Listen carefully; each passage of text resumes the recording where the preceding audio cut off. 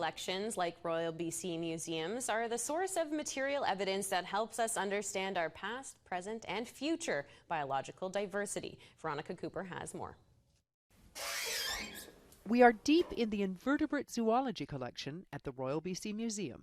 This is a coral that was collected off of Washington State. These hydroids here were collected at least 100 years ago. And here I have a copy of American Hydroids by Charles Nutting, a reference that we still use today.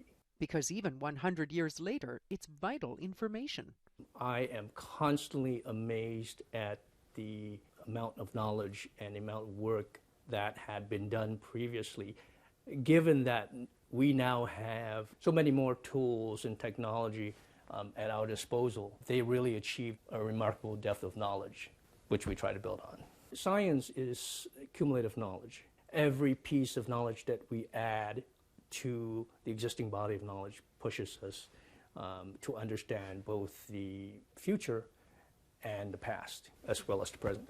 Museum research is unique because of the collections.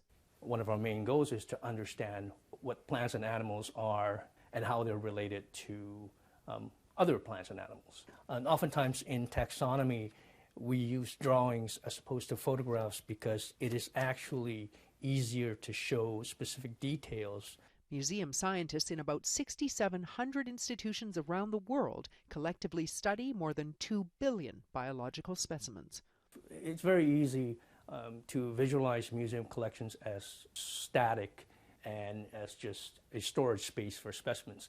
But what it really is, and again, how we are different, museum science is different from science everywhere else, is that collections are living things. Specimens in the collections help to tell us about the changes that are happening in our environment today. Ocean warming, for example, and loss of species, which is happening faster than we can document. In that case, especially, museum collections are vital because they are a tangible link to that record, which is disappearing as we speak.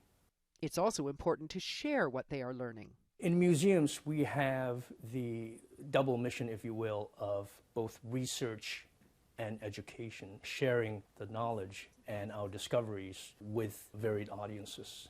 And always adding to the collections to increase that depth of knowledge. Museum collections form the primary record of life's history and biodiversity. This Week in History, brought to you by the Royal BC Museum, bringing British Columbia's stories together.